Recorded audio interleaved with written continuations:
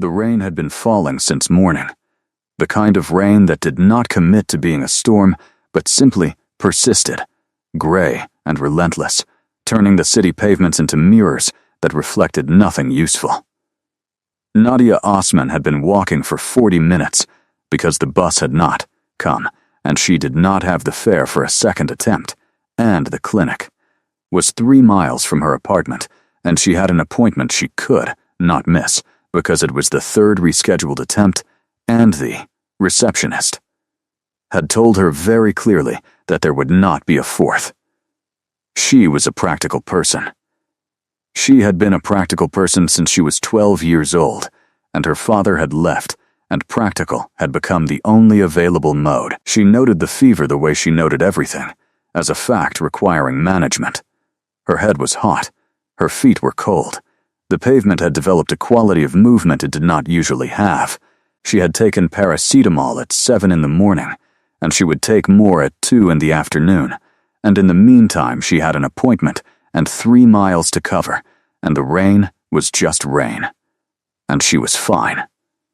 She was not fine. She understood this in the abstract the way you understand something you are not ready to act on. The understanding was there, filed correctly, and she was walking past it. The street she was on was one of the older ones, the kind that had not been redeveloped because the buildings were listed and the owners were absent, and the result was a block of stone facades with dark windows that had the quality of faces that had stopped expecting anything. She noticed this because she noticed things. It was the occupational habit of a woman who had spent 6 years as a medical interpreter, and she was noticing it and walking, and then the pavement shifted in a way that was not the pavement moving, but her relationship to it changing, and she put her hand out for the wall, and found it, and held on. Her vision went white at the edges. Not dark white, which was worse, which meant the body was prioritizing incorrectly. She pressed her forehead against the cold stone of the nearest building and breathed through her nose, and told herself she was going to be fine in the register she used for patients who were also not fine, and also needed to be told they were going to be.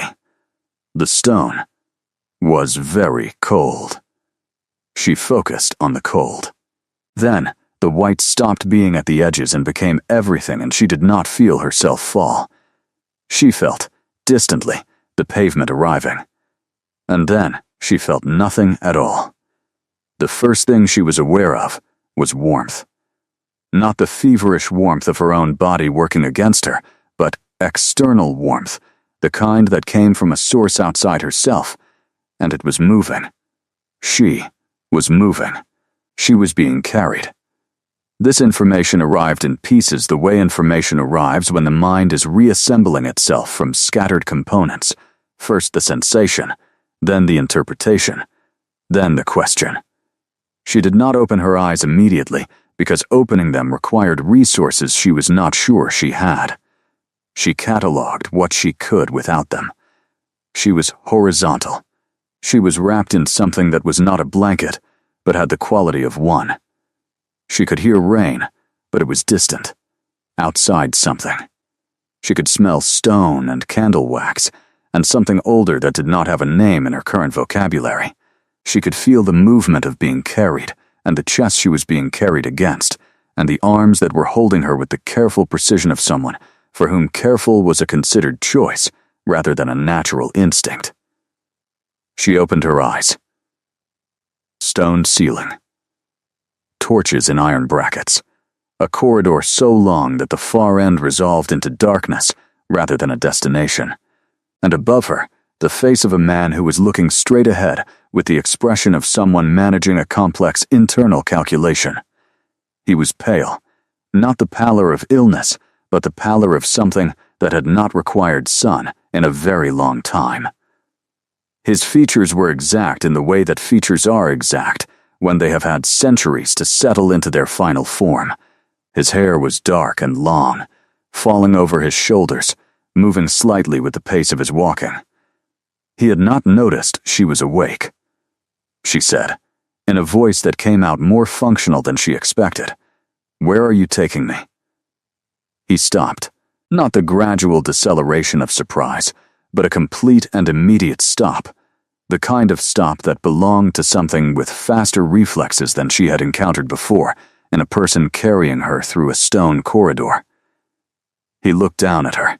His eyes were dark, almost black in the torchlight, and they moved across her face with the particular attention of someone for whom observation was a serious practice. "You are conscious," he said. His voice was low and accented in a way she could not immediately place. She had 6 languages and an ear trained by years of medical interpretation, and the accent was not in any of them. "Yes," she said. "Where are we?" He began walking again, which was not the response she had expected.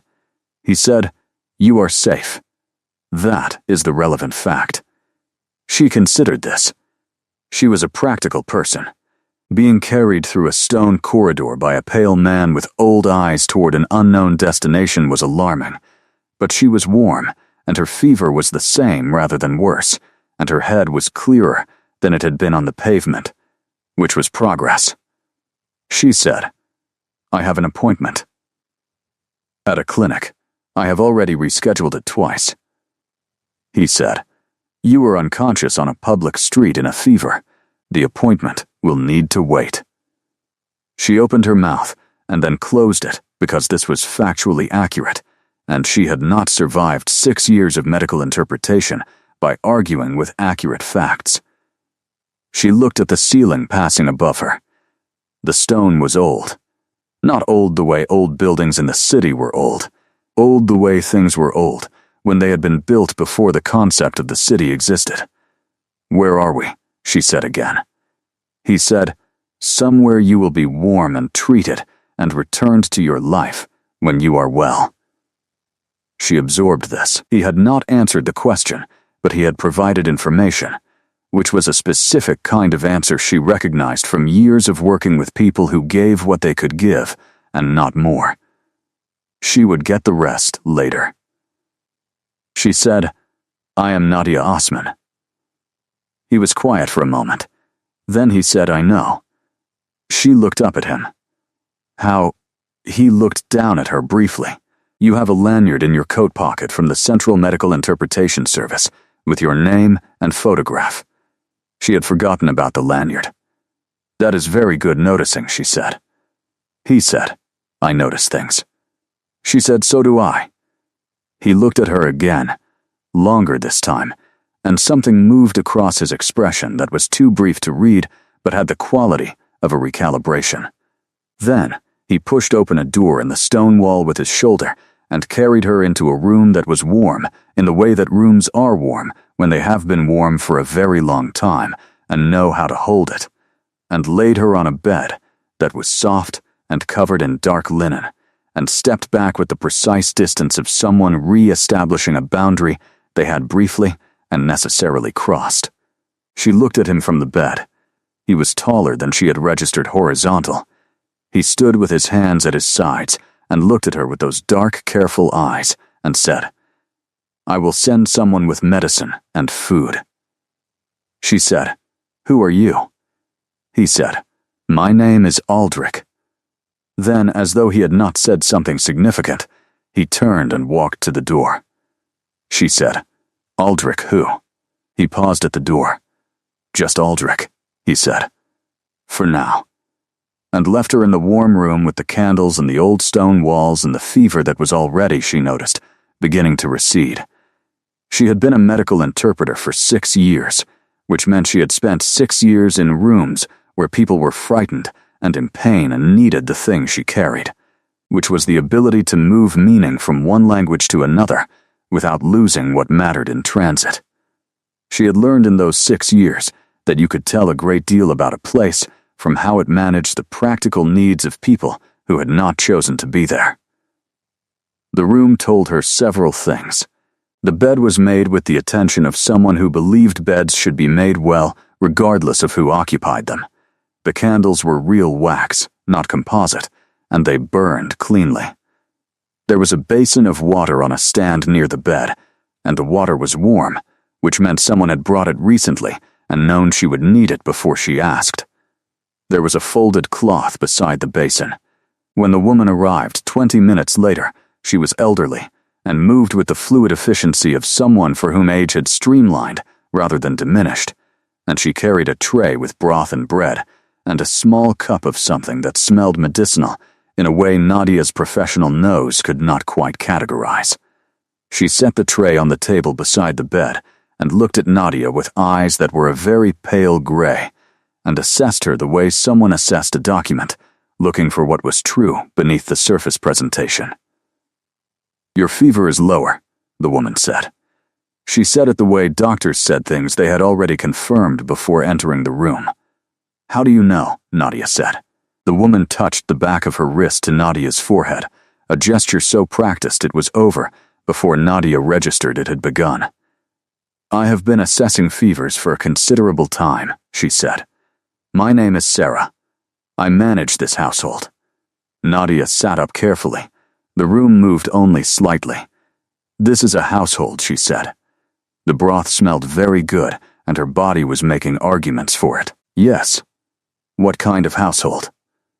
Sarah settled into a chair by the bed, with the manner of someone who had sat in that chair before in this context, and knew how the conversation usually went. She said, "A complicated one. What do you remember of how you came to be here?"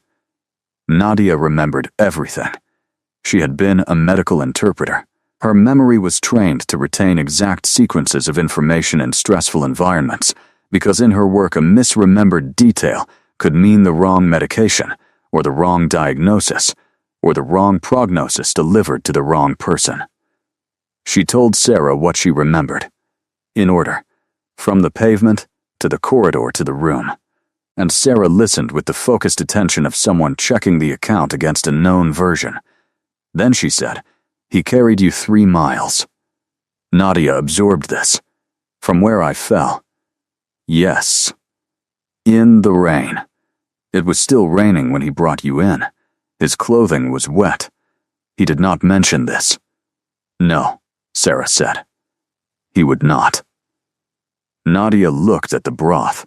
She picked it up because her body required it, and because thinking was easier when the body's immediate demands were addressed.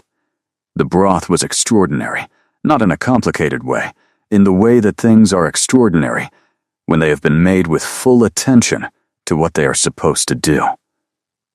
"Why?" Nadia said. "Why did he carry me 3 miles?" Sarah was quiet for a moment. She had the quality of someone measuring how much of an answer to give, not from deception, but from care. She said, "He saw you fall. He said, I could not leave her." Nadia held the cup and thought about a man who had not touched a human in 400 years, which she did not yet know, picking up a stranger from a wet pavement and carrying her 3 miles through the rain because he could not leave her. She did not know the 400 years part yet. What she knew was that the broth was good, and the room was warm, and her fever was receding, and she was alive when 20 minutes ago on a wet pavement she had been uncertain about that. She said, "Where is he now?" Sarah said, "In his study. He does not come to this wing." She paused. "He has not come to this wing in a long time." "Why not?" Nadia said. Sarah looked at her with those pale eyes. She said, "That is a longer answer." Nadia said, "I have time. I have apparently missed my appointment." Sarah almost smiled. It was a very precise almost. She said, "He is someone who has learned to be careful about proximity. To people. He finds it." She paused, choosing the word difficult. Nadia had worked with enough people managing enough different kinds of difficult to understand that this word was doing considerable work in that sentence. She did not push it. She filed it. She finished the broth and ate the bread and took the medicinal cup which tasted of something she could not name, but which moved through her like heat, finding the right channels. The fever dropped another degree. She could feel it the way she felt most things, as information arriving in sequence. "You should sleep," Sarah said. She rose from the chair. Nadia said, Will you tell him thank you? From me." Sarah looked at her. She said, "I will tell him." She reached the door. Nadia said, "Sarah." The woman turned. "He said he knew my name from my lanyard," she said, "but he said my name before he mentioned the lanyard. I noticed." Sarah was quiet for a moment. Then she said, "As I said, he is someone who notices things." She left. Nadia lay back in the dark linen bed in the warm room and looked at the stone ceiling and thought about a man who noticed things and had carried her 3 miles in the rain and lived in a house this old and had not come to this wing in a long time and had said her name before he mentioned the lanyard. She filed all of it in the careful sequential way she filed medical information, not drawing conclusions yet, just holding the data in order. Her fever was lower. The room was warm. Whatever was in the medicinal cup was doing its work efficiently. She slept, and her sleep was deep in the way that sleep is deep when the body has made a decision to heal and is getting on with it. She woke to daylight, which surprised her because the room had no windows she had noticed. Then she found the window, a narrow, arched one behind the heavy curtain on the far wall, and the light coming through it was the thin, specific light of early morning finding its way through stone. She felt substantially better. This was the clean information of a body that had been given warmth and food and medicine and sleep and had applied them efficiently. Her fever was not gone, but it was manageable, the kind of fever you could work with rather than the kind that turned the pavement into water. She sat up and found her coat folded on the chair where Sarah had sat, and her bag beside it, and the lanyard on top, her name and photograph facing up. She thought about what Sarah had not said when she mentioned the name. She was a practical person, and she was also a curious one, and in her experience these were not opposites. Curiosity was how you gathered the information that practicality needed to function. She dressed, and was standing at the window looking at what turned out to be a courtyard of considerable size and age when Sarah arrived with breakfast, and an expression that said she had expected to find Nadia upright. "You look better," Sarah said. "I feel better," Nadia confirmed. "What did you give me last night?"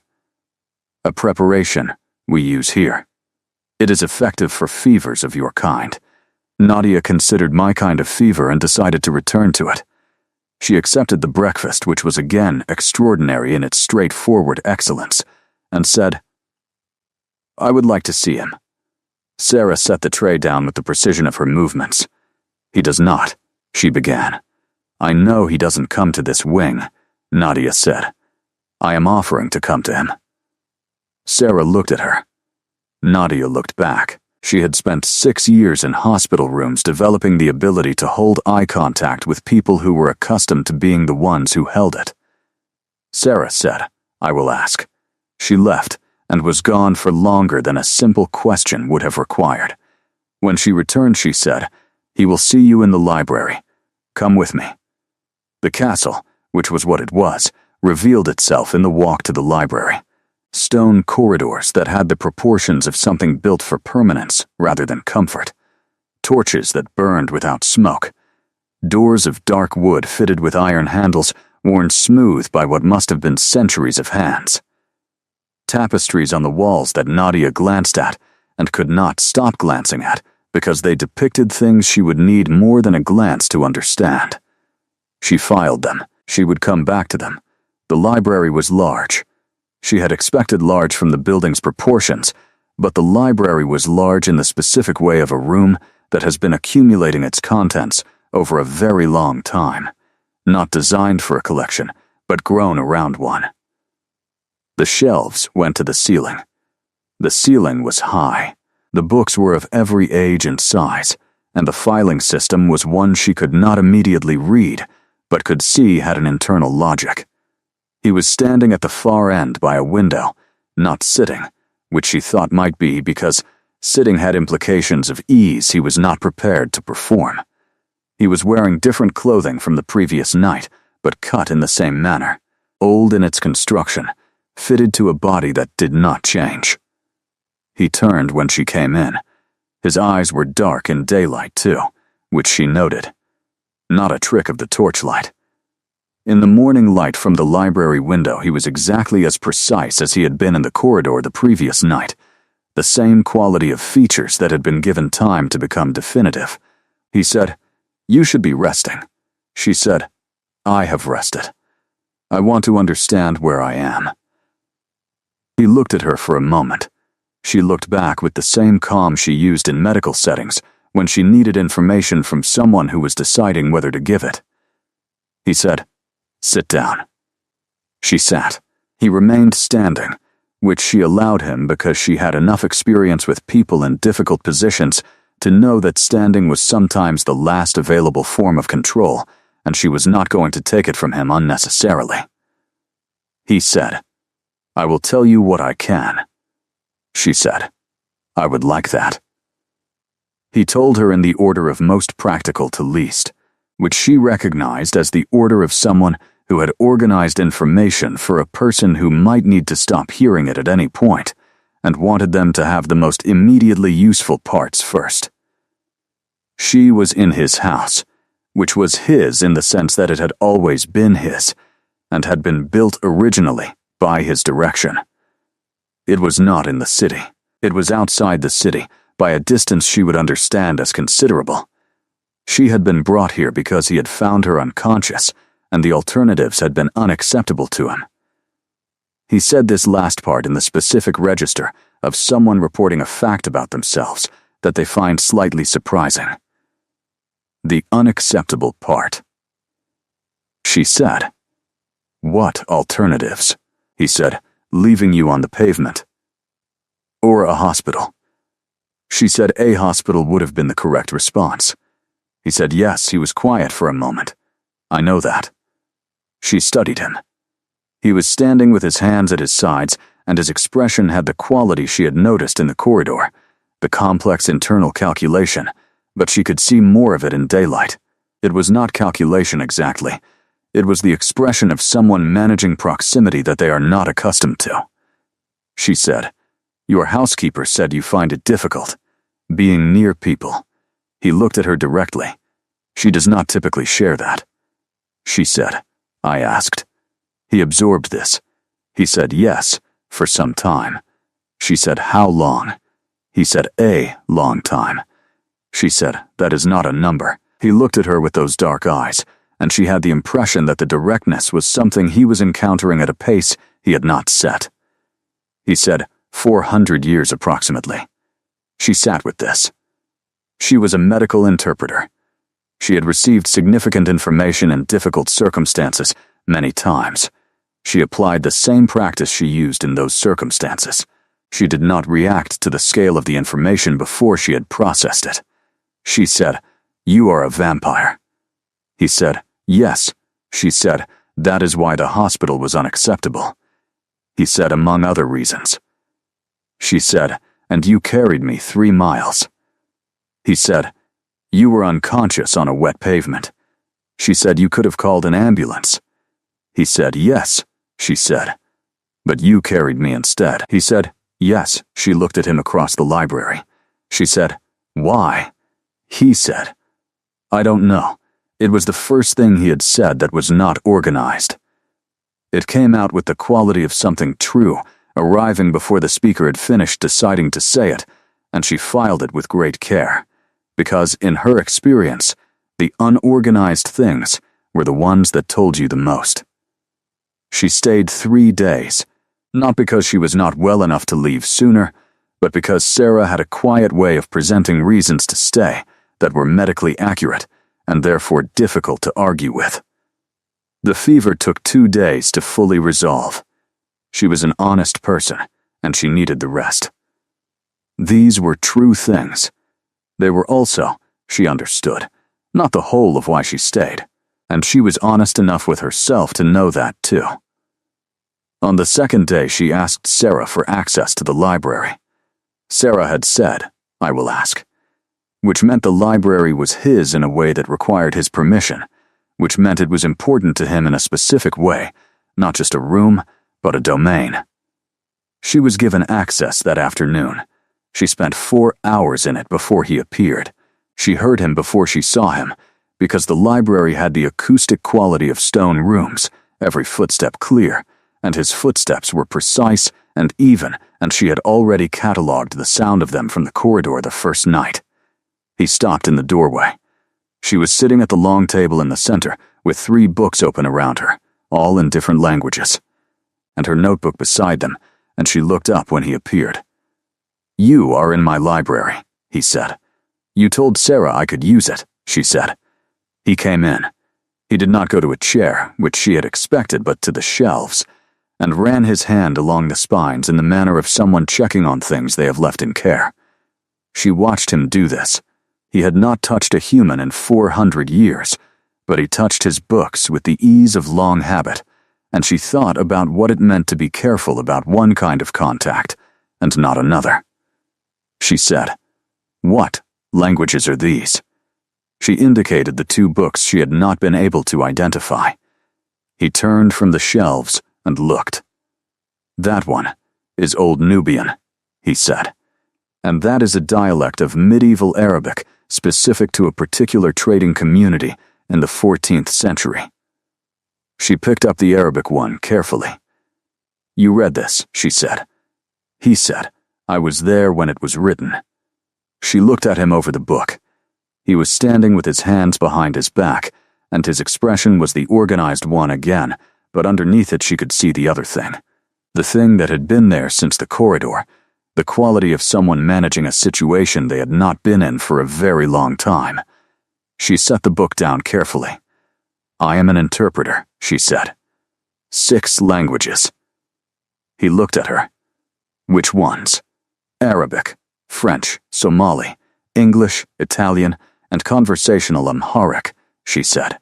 "My mother's languages and the ones she made me learn." He said, "Your mother was thorough." She said, "She was a doctor who worked in 4 countries. Thoroughness was how she stayed useful." He was quiet for a moment. He moved to the table, not to the other end, but to the chair one removed from hers, and sat, which she noted as the first time she had seen him sit, and which told her something about what the library was for him. He said, "What were you interpreting before you fainted on my street?" She smiled at my street. She said, "I had a clinic appointment. For myself." He looked at her. She said, "Routine, nothing alarming." He said, "You were walking in a fever to a clinic." She said, "The bus didn't come." He absorbed this. He said, "You should have taken a taxi." She said, "The budget for taxis requires a budget." He was quiet again. She had the impression he was recalibrating something about the picture he had formed of her circumstances. She let him recalibrate. She opened her notebook and returned to the notes she had been making about the library's organization, which was what she had been doing before he arrived, and which she intended to continue doing because it was interesting and because she was not going to perform a different version of herself for the fact of his presence. He watched her work for a moment. Then he picked up one of the open books and read. They spent 2 hours in the library that afternoon, not talking, reading, and she was aware of the specific quality of the silence between them, which was not uncomfortable. She had interpreted in enough rooms to know that shared silence had textures, and this one had the texture of 2 people who were accustomed to being alone finding, without deciding that the other person's presence was not an interruption. When she left to go to dinner, which Sarah had arranged in a small room off the kitchen that was warmer and less formal than the rest of the house, he looked up when she pushed back her chair. She said, "Same time tomorrow." He said, "I am usually here in the afternoons." She said, "Then, I will see you tomorrow afternoon." She left before he could organize a response to this, which was a deliberate choice, and she heard no objection following her down the corridor, which she counted as agreement. On the 3rd day her fever was gone, and Sarah confirmed it with the manner of someone confirming a result they had been managing toward. She was well. She could leave. She went to the library at the agreed time, and he was already there, which meant he had also treated it as an agreement. She sat in the same chair, one removed from his, and opened her notebook and said, "Without preamble, I would like to stay another day." He looked up from his book. She said, "I know I am well. I am not asking to stay because I am unwell." He said, "Then why?" She thought about the honest answer. She said, "Because I am not finished with what I am doing in your library, and because this is the first place in a long time where I have been warm in all the ways that word applies." He looked at her for a moment. It was a long moment. She held it the way she held difficult moments in interpretation sessions, present and steady, not filling the space. Then he said, "You may stay as long as you need." She said, "Thank you." He returned to his book. She returned to her notes. Outside the library window the day was clear, and the light came through at a low angle and lay across the table between them in a band of gold, and the library was warm, and she thought about what she had said. Warm in all the ways the word applies. She had meant it. She was not someone who said things she did not mean.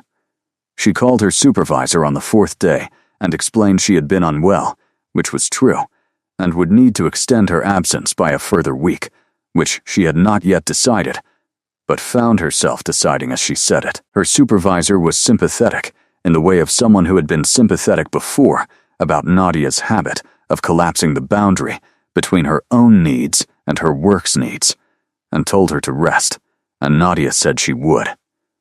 She put the phone away and sat in the library and asked herself with the directness she tried to bring to all important questions what she was doing. She was staying in a castle that belonged to a 400-year-old vampire who had carried her 3 miles in the rain and then avoided her with the precision of someone practicing avoidance as a discipline, and she was staying because the library was extraordinary, and the silence was comfortable, and she was warm in all the ways, and she had a feeling.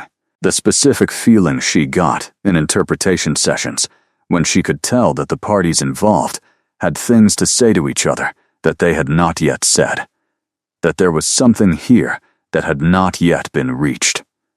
She was practical. She was also the daughter of a doctor who had taught her that the practical response to a situation was not always the obvious one, and sometimes required more information than was immediately available, and she did not yet have enough information about this situation. She was gathering it. She added information each afternoon in the library. He was there every day at the same time.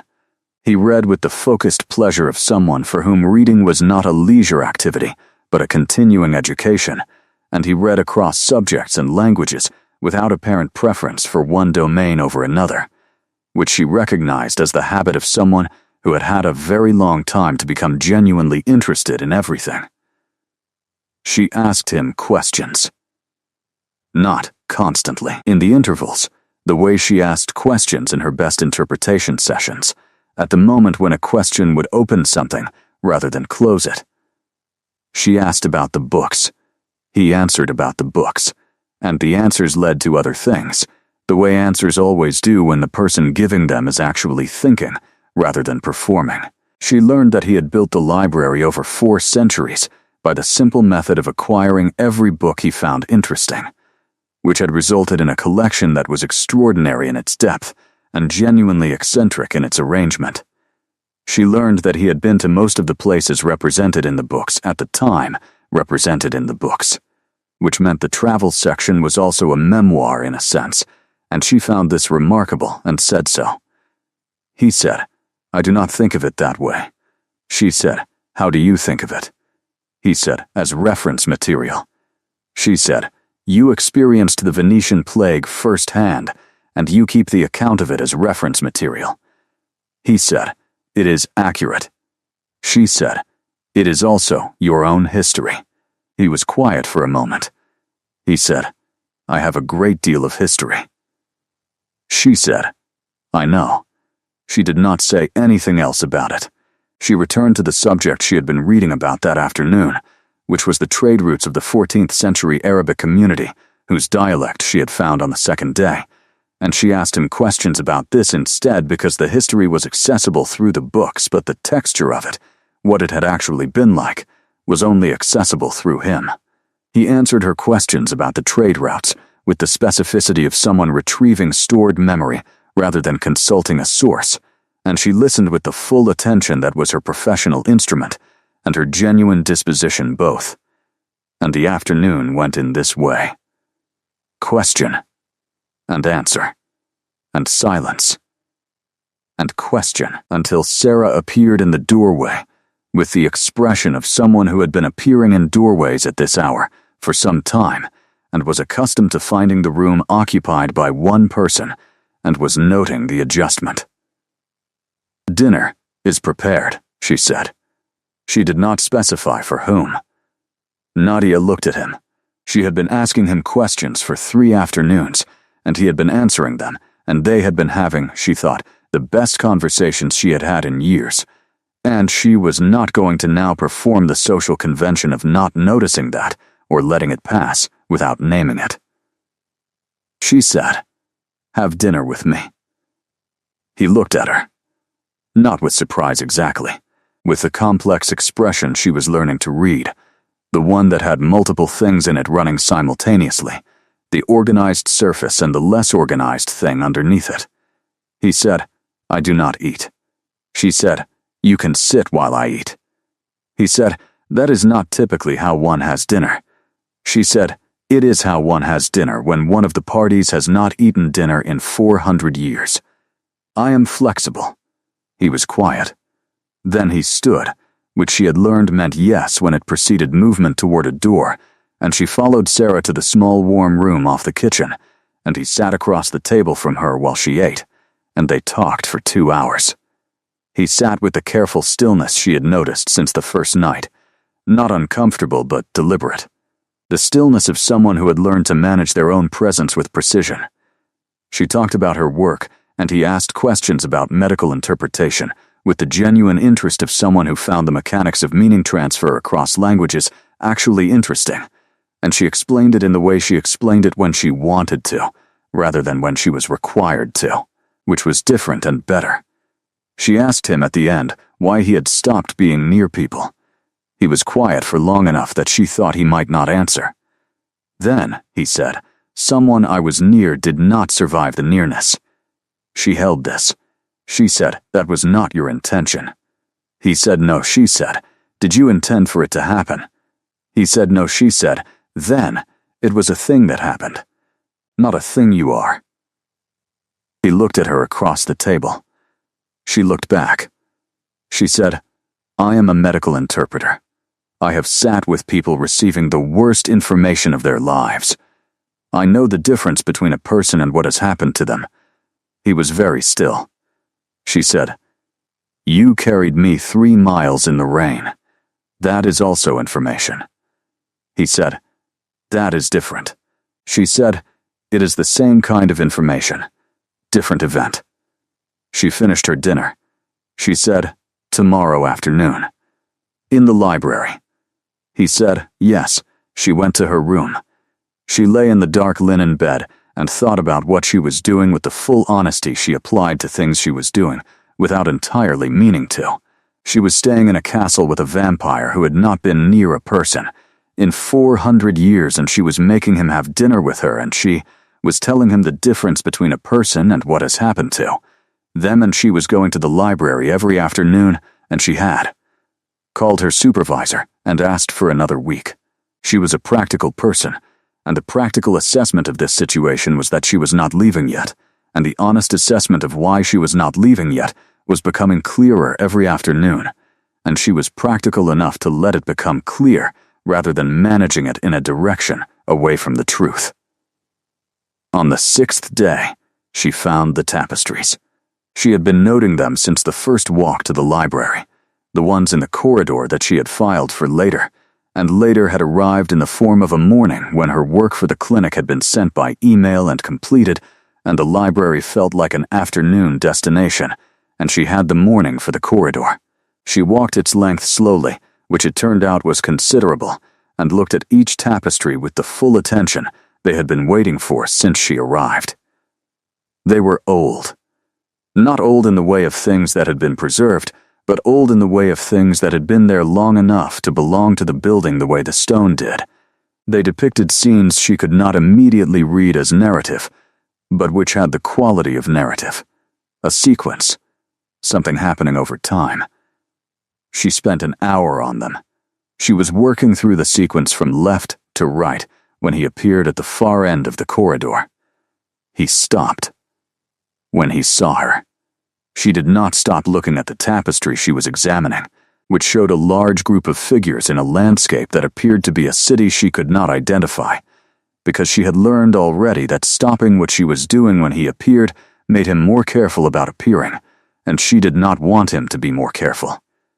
She said, without turning, "Is this a historical record, or a symbolic one?" He came down the corridor. He stopped beside her and looked at the tapestry she was looking at. He said, "Both." She said, "What city is this?" He said, "It was called Carthali. It does not exist anymore." She said, "What happened to it?" He said, "Several things over several centuries." He paused. "I was there for some of them." She turned and looked at him. He was looking at the tapestry with the expression she had come to recognize as the one he used for his own history. Not distant, not nostalgic, something more complicated than either. She said, "This is your history. On your walls." He said, "It seemed better to keep it in view." She looked back at the tapestry. She understood this. In her work, she had encountered many ways of managing things that were too large to set aside, and keeping them in view was one of the more honest ones. She said, "Tell me about Carthali." He said, "That is a long subject." She said, "I have a morning." He looked at her. She looked at him with the calm she used when she needed information from someone who was deciding whether to give it. And he made the decision she had come to expect him to make, which was to give it, and they walked the length of the corridor slowly, while he told her about a city that had existed long enough ago, that it existed now, only in his memory, and these tapestries, and a handful of documents in languages that were otherwise lost. She asked questions at the intervals, where questions would open things rather than close them, and he answered them, and the morning went in this way. The two of them walking slowly through his history, hung on the walls of his house. And she understood as they walked that this was something he had not done before, that the corridor was something he had moved through alone for a long time, and was now moving through with another person, and she was careful with this the way she was careful with all things that mattered. After the tapestries, she made lunch herself, in the kitchen, which had surprised Sarah when she first asked permission, and which Nadia had understood as a household, not accustomed to guests who functioned rather than being tended. She made lunch from what was available, which was simple and good, and brought it to the library on a tray, and set it on the table, and sat down and opened her notebook, and said nothing about it being there. He came to the library at the usual time and looked at the tray and looked at her, and she was reading, and did not look up. He sat down. After a while, she said, "There is tea." He said, "I don't drink tea." She said, "I know. I made it for me. I was reporting its presence in case you wanted to know what the cup contained." He was quiet for a moment. Then he said, very precisely, "Thank you for reporting." She did look up then because she wanted to see his face, and his face had something on it that was the nearest she had seen him come to the expression people wore when something had surprised them into being briefly happy. She went back to her notebook. They spent the afternoon as they had spent the others, reading and talking in intervals. And it was the same, and it was also not the same, because the morning had been different, and its difference was in the room with them now, the corridor in Carthali, and the walk through his history, and the fact that he had shared it. At the end of the afternoon, she said, "I need to return to the city tomorrow." He said, "Your work." She said, "Yes, also my apartment and my life, which I have been conducting remotely for nearly a week and which requires my physical presence at some point." He said, Of course.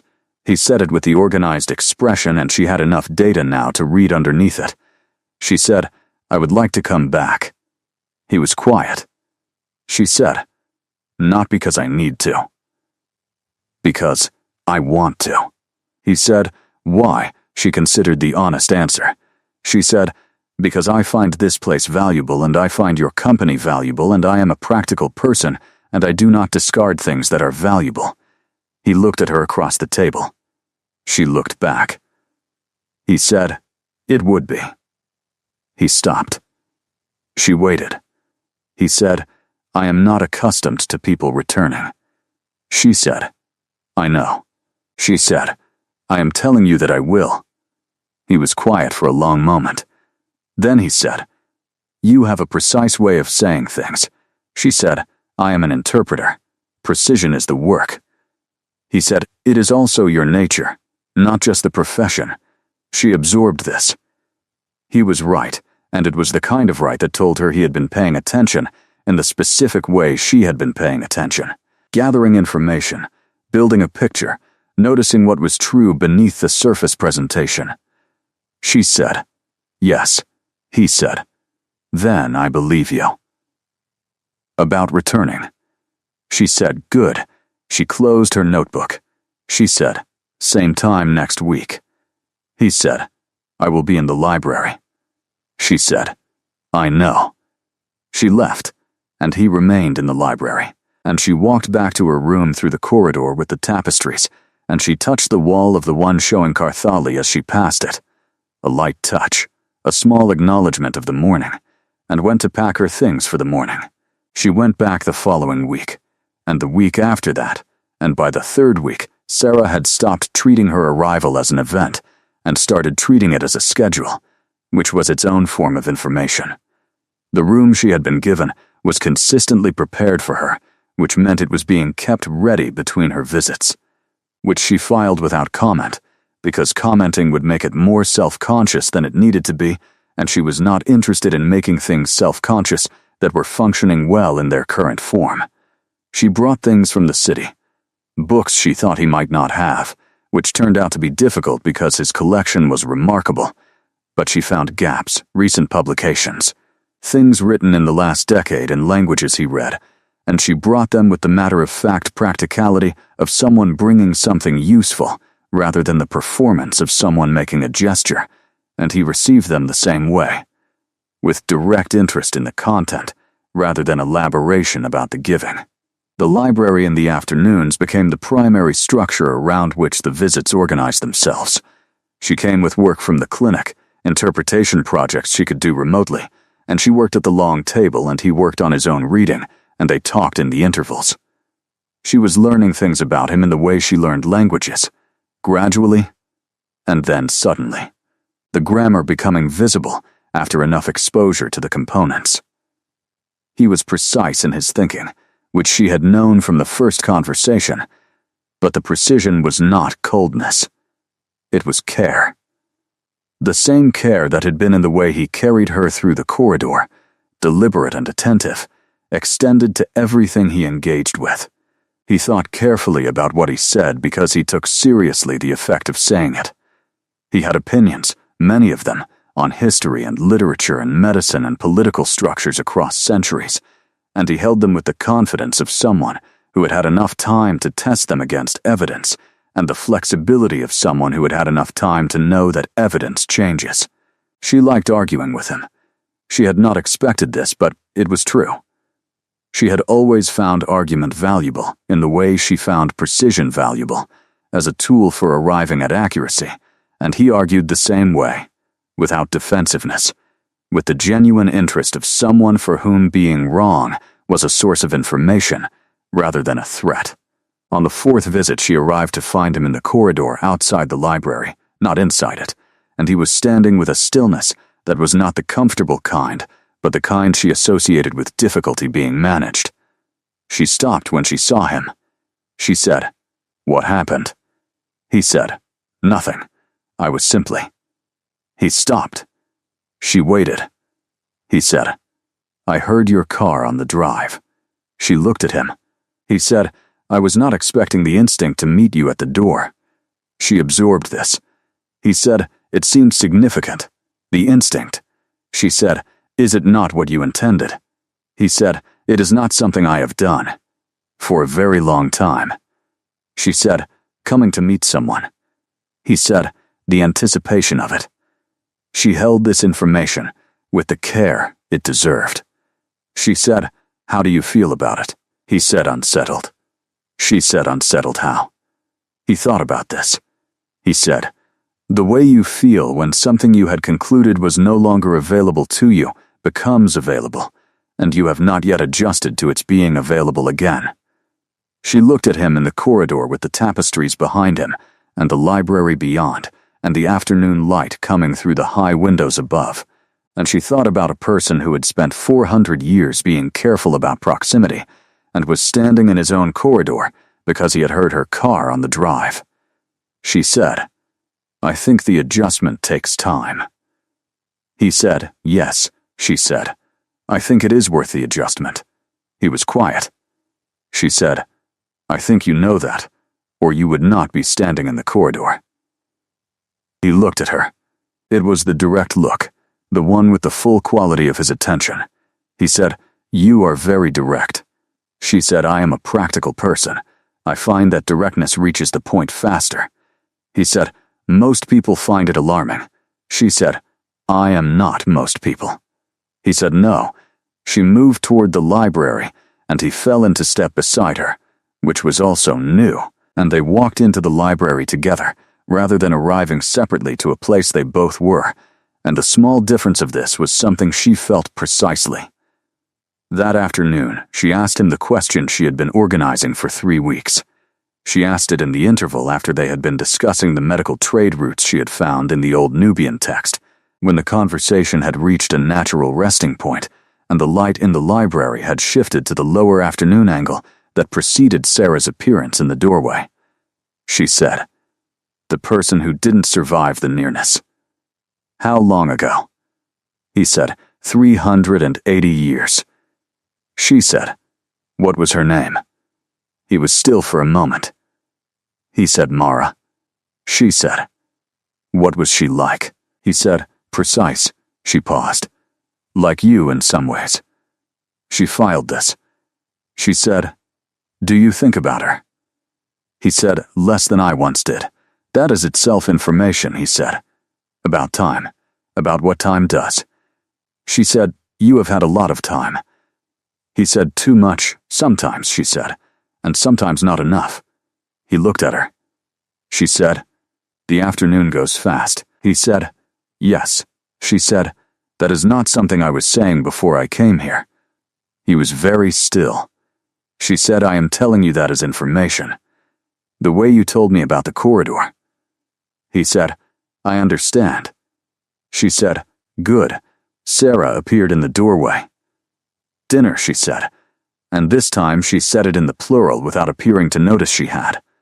On the 7th visit she brought Mara flowers, not for him, and not for a grave she did not know how to find, but simply flowers from the market near her apartment, bought because they were the kind of flowers that looked like they belonged in an old house, small and white and without performance, and she put them in a glass in the room that had become her room, and did not explain them to anyone. She had been thinking about Mara since the conversation in the library, not obsessively. Practically, in the way she thought about patients whose histories she needed to understand to interpret for them accurately. Mara was part of his history. His history was the context of who he was now. She did not need more information than she had, but she held what she had with the respect it deserved. She also thought about the 400 years. She was a medical interpreter, and she worked with time in medical terms, which meant she thought about it in terms of what it did to people, how it accumulated, how it changed the relationship to things. 400 years was not a comprehensible duration in human terms. She did not try to make it comprehensible. She took it as information and held it alongside the man who sat across from her in the library and argued about 14th century trade economics with the genuine engagement of someone who had found it genuinely interesting. These were both true. the 400 years and the afternoon arguments. They did not cancel each other.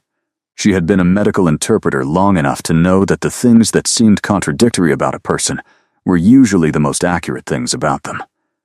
On the 8th visit, she was later than usual because a clinic session had run long, a difficult case, a family receiving a diagnosis in 3 directions at once, and she arrived at the castle in the early evening with the particular weight of work that has required more of you than work usually requires. Sarah met her at the door rather than the usual arrangement of the door being open and the household going about itself. She looked at Nadia and said, "You are tired." It was not a question. "Yes," Nadia said. She said it simply because she was too tired to qualify it. "He is in the library," Sarah said. She went to the library. He was there and he looked up when she came in, and she sat down in her chair without taking off her coat immediately, and he looked at her in the careful, assessing way and said, "What happened?" She told him about the clinic session, not the specifics. She did not share patient details, but the shape of it, the family and the 3 directions, and the weight of moving words that were devastating in any language, from the people who had to say them to the people who had to hear them. He listened with complete attention. He did not say things that were meant to make it better or offer solutions to a problem that did not have solutions. He sat with what she had said and held it as accurately as she had given it, and the quality of that, of being heard precisely, was something she felt move through her in the way the medicinal cup had moved through her on the first night, finding the right channels. She said, "This is what the work is. This is the part that is heavy." He said, "Yes." He said, "You carry it well." She said, "I carry it." Well is a separate question. He said, "I have known many people over a very long time. Very few of them understood the difference between those 2 things." She looked at him across the table. He was watching her with the expression she was most familiar with now, the one that had both things in it, the organized surface and the less organized thing underneath, and the less organized thing had been becoming clearer with each visit, easier to read, as though proximity was making it more legible. She said, "I am going to ask you something." He said, "Yes."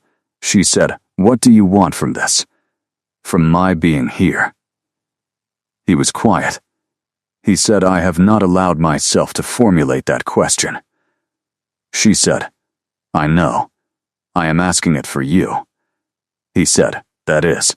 He paused. "That is very direct." She said, "Yes." He said, "I know what I notice." He said, "I know that the house is different when you are in it." He said, "I know that the afternoons in the library are the part of my week I organize the rest of my week around." She held these things. She said, "And," he said, "and I am aware that what I have been careful about for 400 years is something I am being less careful about. With you." Specifically, she said, "How do you feel about that?" He said, "Unsettled," she said. "You said that before, about the corridor." He said, "It is the same feeling." Larger, she looked at him and thought about a man who had not been near a person in 400 years and was choosing, carefully and deliberately, and with the full weight of what careful meant to him, to become less careful. She said, "I want to say something also." He said, "Please." She said, "I fainted on a pavement in a fever and woke up in your library, and I have been coming back every week since, and I have not done that. Returned to something. For a long time." He said, "What stopped you?" Before, she thought about the honest answer. She said, "The same thing that stopped you. Proximity is a risk. Choosing to be near something means you can lose it." I learned that. He said, "Yes," she said. "I am here anyway." He said, "I know." She said, "So are you." He said, "Yes," she said. "That is also information." He said, "Yes." The library was very quiet, and the candles were at the middle of their burning, and outside the narrow window the evening had fully arrived, and neither of them was looking at their work. She said, "I am going to stay an extra day this week." He said, "Good," she said. "Tomorrow afternoon I want you to take me to see the rest of the house, the parts I have not seen." He said, "There is a great deal of house." She said, "I have time." He said, "Yes." He said it quietly, and with something in it that was the organized surface and nothing else, no less organized thing underneath, because the less organized thing had moved somewhere else.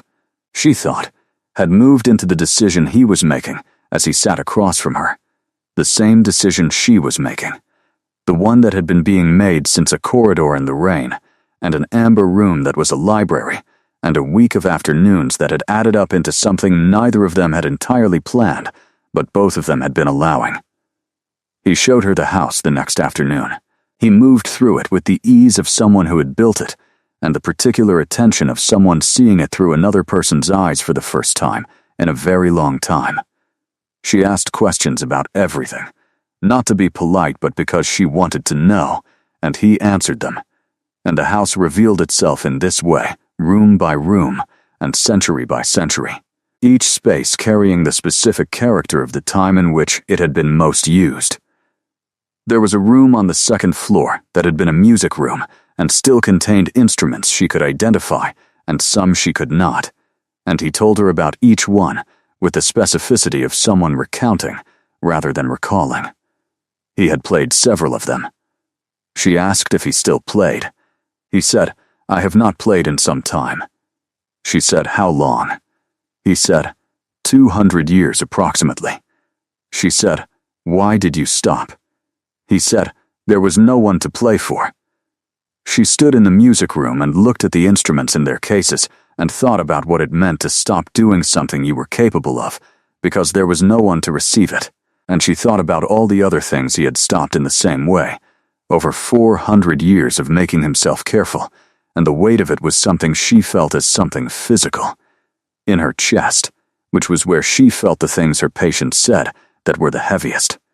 She said, "I would like to hear you play sometime." He looked at her. She said, "If you want to," he said. "I will think about it." She said, "That is enough." They continued through the house. There was a room that had been a map room in an earlier century, its walls still showing the faded impressions of where maps had hung before they were moved to the library for better preservation. There was a room with windows that faced east, which he avoided, she noticed, by standing at the door and describing it from a distance. She did not push the east room. There was a courtyard she had seen from her window on the first morning, and it was larger and better designed than she had understood from above. A contained garden that had been maintained with the same attention as the rest of the house, ordered and old and functional. He told her about the garden with a quality in his voice she had not heard in the library, a different register, closer to ease. She said, "You spend time here." He said, "In the evenings sometimes." She said, "Can I come to the garden sometimes?" He said, "Yes." The afternoon went into evening as they walked, and she thought about the 8th visit, and what she had said, and what he had said, and what had not been said in the exact form of words, but had been said in the way that things are said when the words catch up eventually to what the silence has already contained. They ended in the library, as they always did, and sat at the table, and she had her notebook and he had his book, and the candles were lit, and she thought that this room had become, in 8 visits, the most familiar room she had been in outside her own apartment, and that this was information. She said, "You have a piano in the music room." He said, "Yes," she said. "You did not mention it specifically." He said, "It is more recent than the others. 18th century. She said, "That is more recent by your standards." He said, "Yes," she said. "I play badly." He looked up from his book. She said, "I played as a child. I was never good at it. My mother stopped the lessons after 2 years. But I can still find the notes if I go slowly enough." He said, "Why are you telling me this?" She said, because I thought if I told you I played badly, it might make the idea of playing in front of someone less. She gestured vaguely, the idea of it being a performance. He looked at her for a moment. He said, "You have thought about this," she said. "I am a practical person. When I want something to happen, I think about how to make it happen." He said, "What do you want to happen?" She said, "I would like to hear you play the piano." She paused. "I would like to be the person in the room when you play." He was still. She said, "You said you stopped because there was no one to play for." He said, "Yes." She said, "There is now." He was very still for a long moment. Then he said, "Tomorrow evening." She said, "Yes." She went to sleep that night in her room, with the white flowers still in the glass, and the feeling of something approaching, not arrived yet, but close, the way you could feel a significant translation coming together before you had found the exact words, the structure of it becoming clear. He played the next evening. She sat in the music room in the chair closest to the piano, and he sat at the piano with his back to her, and was still for a moment before he began. And then, he played. She was not qualified to assess it technically, but she was qualified to assess what it did in the room, which was considerable. He played for 40 minutes without stopping, one long piece she did not recognize, and she sat very still and listened with the full attention that was her primary instrument, and let the music be what it was. When he finished, she did not say anything for a moment. Then she said, "Thank you." He did not turn around immediately. When he did, his expression was not the organized surface. It was something else, something she had not seen before in the full form, the less organized thing in its full form, and she recognized it the way she recognized the thing she felt in her own chest when she looked at it. He said, "I had forgotten." She said, "What?" He said, "What it was like to have someone in the room." She said, "Now you have remembered." He said, "Yes." She said, "I am glad." He looked at her from the piano bench with those dark, careful eyes that she could read now, the way she read things she had spent a long time learning, with accuracy and without effort. He said, "I want to ask you something." She said, "Yes." He said, "What are you doing?" She said, "I think you know." He said, "I want to hear you say it." She said, "I am being near you." He said, "And," she said, "and I intend to keep being near you." He said, "That is." He stopped. She said, "I know what the risk is. I know what nearness costs. I am telling you that I am making a considered decision, and I am not making it by accident or by fever." She paused. "I came back every week." He said, "Yes." She said, "That is what I am doing." He was quiet. Then, he said, "In the register that was not the organized surface, I am glad you fainted on my street." She said, "I am glad you could not leave me there." He said, "I did not understand the instinct at the time." She said, "What do you understand now?" He looked at her for a long moment. He said that some instincts are wiser than the person having them. She got up from the chair and crossed the music room floor and sat beside him on the piano bench, which was wide enough for this, and looked at the keys rather than at him for a moment, and then looked at him. He was looking at her with the full attention that she had known since the first day was not a casual thing to receive. And she received it the way she received things she had been careful about, with the full weight of what it meant. She said, 400 years is a long time to be careful." He said, "Yes," she said. "I am not asking you to stop being careful." She paused. "I am asking you to be careful about something different." He said, "What?"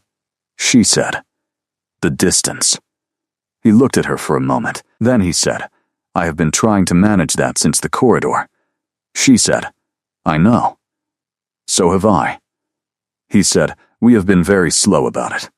She said, "We have been appropriate about it." He said, "Yes." He said, "Is now the appropriate time?" She said, "I think now is the appropriate time." He reached out and touched her face with the same deliberate, careful attention he brought to everything that mattered, and she turned into it the way you turned into warmth that you had been in the vicinity of long enough to trust, and the music room was quiet around them, and the candles burned, and outside the window the evening was old and deep and full of the specific quality of things that have been in process for a long time, arriving at last at their completion. She told him about her mother on the 9th visit. She had not planned to. She had been in the library working through a translation project, and he had been reading, and the afternoon had reached the interval she associated with deeper conversations, the one that came after the work had settled and before the light changed. And she had found herself saying, "My mother died 3 years ago." He had looked up with the full attention. She said, "She was a doctor. I have told you that. She worked in 4 countries. She said, she was the most competent person I have ever known, and she was also the warmest person I have ever known, and I did not understand until she was gone that I had been using the competence as proof against the warmth, the way I think people sometimes use the most visible quality of someone as proof against the qualities they cannot see as easily." He said, "What do you mean?" She said, "I mean, I knew she was warm, but I did not understand how much the warmth was the thing until the competence was gone with her, and all that remained in the room was the warmth." She paused, by which I mean the absence of it. He was quiet for a moment. He said, "What was her name?" She said, "Amina." He said, "Tell me about her." She did. She told him about Amina Osman, who had grown up in Somalia and studied medicine in Italy and worked in 4 countries and had the hands of a surgeon and the patience of someone who had chosen medicine because she believed it was about more than the body.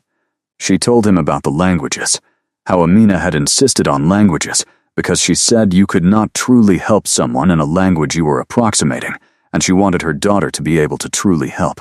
She told him about the kitchen in the last apartment, the one in the city, where Amina had cooked the food of every country she had worked in, and Nadia had sat at the table doing homework, while the smells of 4 countries moved through the room. He listened with the full attention that was his particular form of respect, and asked questions that told her he was listening precisely, and at the end he said, "You became a medical interpreter because of her." She said, "I became a medical interpreter to stay inside the work she loved when she was no longer in it." He received this without comment, because he understood. She knew what it meant to stay inside something, because the person who had introduced you to it was no longer available. He said, "She would be proud of you." She said, "I hope so." She said, "I think she would have found this situation." She gestured at the library and its contents, and by extension everything beyond the library door. She said, "She would have found this interesting." He said, "A vampire with an excessive book collection." She said, "An excessive book collection in 12 languages and 4 centuries of medical history in the Eastern Wing that I have not yet reached." He paused. She looked at him. She said, "There is a medical history collection in the Eastern Wing." He said, "I have been collecting medical texts since medicine was a distinct discipline." She said, "You did not mention this." He said, "We have been working through the trade routes." She closed her notebook. She said, "Take me to the Eastern Wing." He said, "It is a large collection." She said, "I have noticed that large collections do not intimidate you or me." He said, "Tomorrow." She said, "Tomorrow morning." He said, 8 o'clock. She said, 7:30. He looked at her. She said, "I am an early riser." He said, "I am aware." She said, "You hear me in the kitchen." He said, "The house communicates." She said, "The house communicates that I make coffee at 6:45 every morning, and you know this."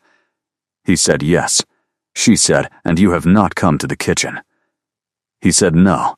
She said, "Why not?" He was quiet for a moment. He said, "The mornings felt like yours." She held this.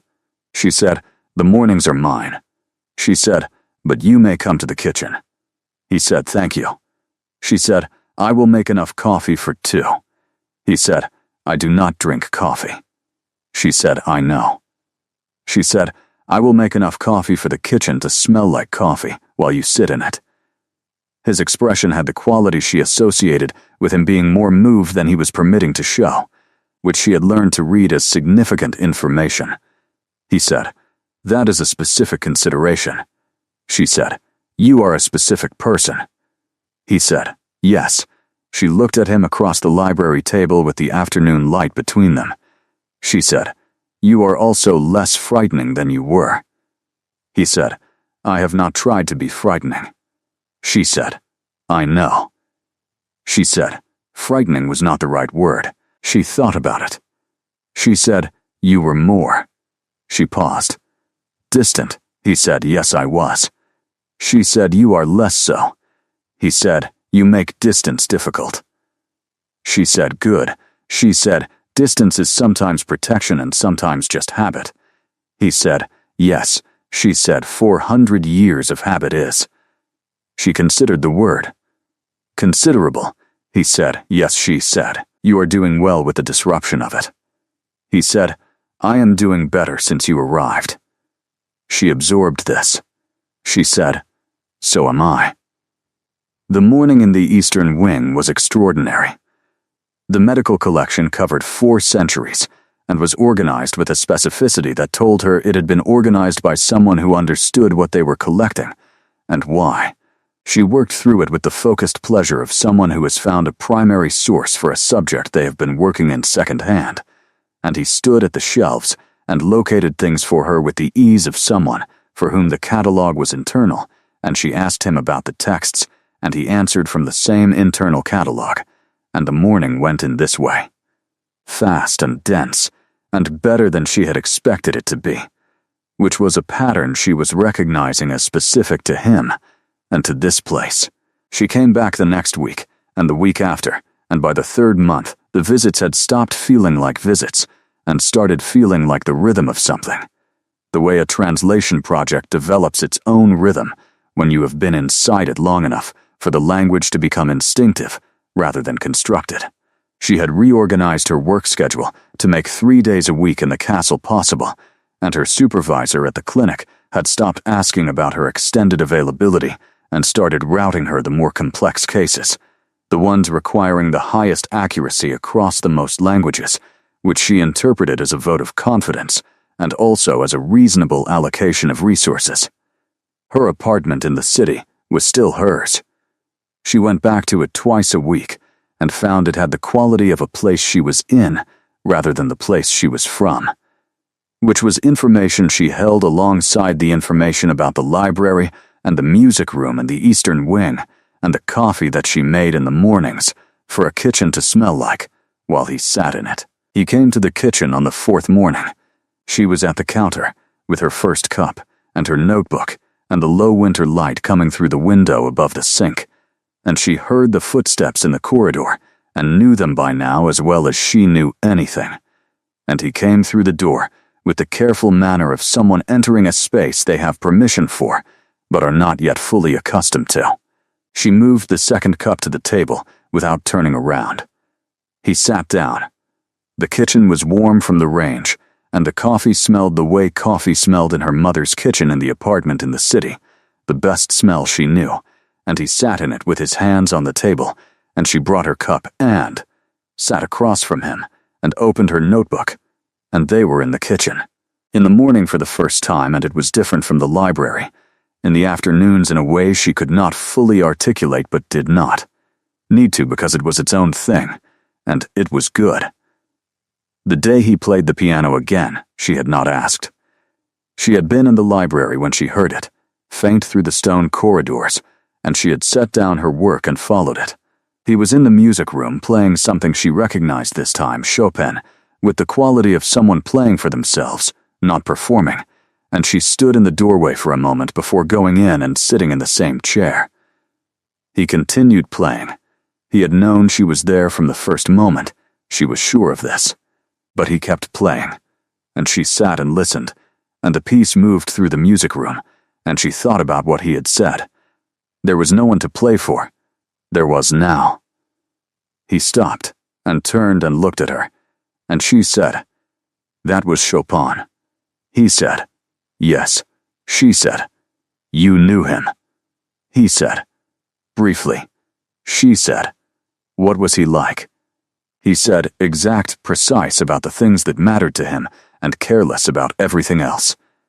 She said, "That sounds like someone." He looked at her. She looked back. He said, "Is that a description of me?" She said, "It is an observation about patterns." He said, "You make a great many observations." She said, "It is the work." He said, "And your nature." She said, "Yes." He rose from the piano bench, and she remained in the chair, and he crossed the music room floor and stood before her in the way that was new, the less careful way, and she looked up at him with the calm that was also the full weight of what she was feeling beneath the calm, because she was honest enough with herself to hold both. He said, "I want to ask you something." She said, "Yes." He said, "Are you happy here?" She thought about this with the precision the question deserved. She said, "I am more fully myself here than I have been in a long time."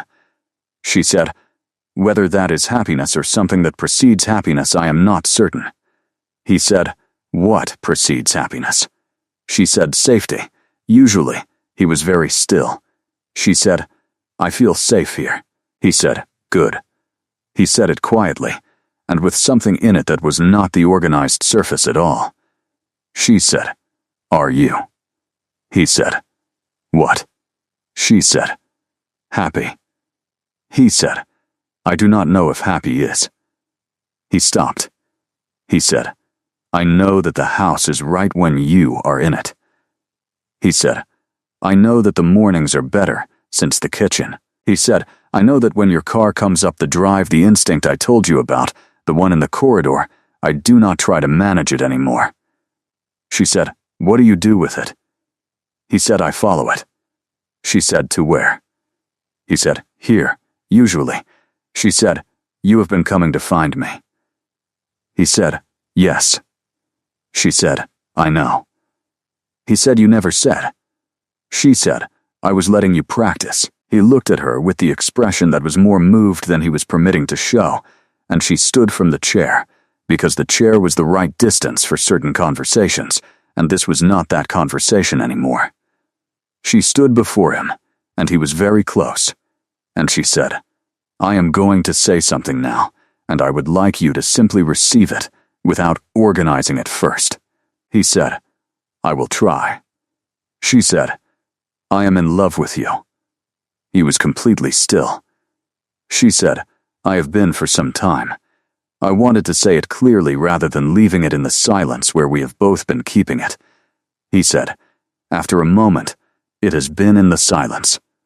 She said, "Yes," he said, "I have been keeping it there because." He stopped. She said, "I know why." She said, 400 years of being careful. He said, "And because I did not know." He said, "How you would receive it." She said, "You are receiving a description of how I am receiving it right now." He said, "Yes," he said, "I know." He said, "Nadia." She said, "Yes." He said, "I have not said this." He said, "To anyone." She said, "Take your time." He said, "I love you." He said it in the informal register, the one you used when the words were for the person and not for the room. She received it with the full weight of what it was. 400 years of being careful and a corridor in the rain and 9 months of afternoons and the morning coffee and the music and all of it, and she stepped forward the remaining distance and put her hand against his face the way she had wanted to for some time, and he closed his eyes briefly, and then opened them and looked at her, and she looked back. She kissed him. He kissed her with the deliberate, precise care that was his nature and his history both, and the music room was around them, with its instruments in their cases, and the tapestry corridor beyond, and the library beyond that, and the eastern wing and the courtyard garden, and the whole enormous accumulated history of a house that had been waiting, she thought, for the particular warmth of two people in a room together, who had both forgotten what that was, and were now, precisely and carefully and with full attention, remembering, spring came to the castle in the way spring came to old places, not as arrival but as return, the grounds recognizing something they had known before. She was in the courtyard garden on a Tuesday morning, when she understood that she was not going back to the apartment in the city as the place she was from. She was standing among the early flowers that had come up in the beds, with the deliberate ordering of a garden that had been maintained in the expectation of being seen, and she thought about her apartment, with the two good things in it, the lamp and the chair, and she thought about what it would mean to bring them here, and she thought about what it would mean to bring herself here, in the full sense of the word, not the 3 days a week sense, but the sense in which a place becomes yours, because you have chosen it with open eyes. She was a practical person, and the practical assessment was clear.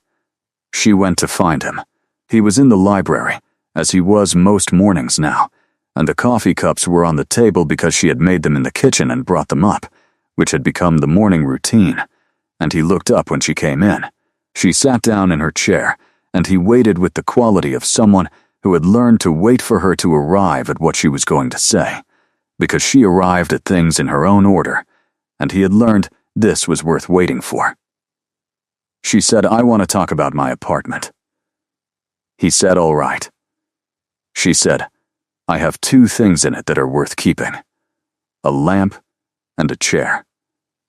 He was quiet. She said, "The rest is functional and not particularly mine in any way that matters."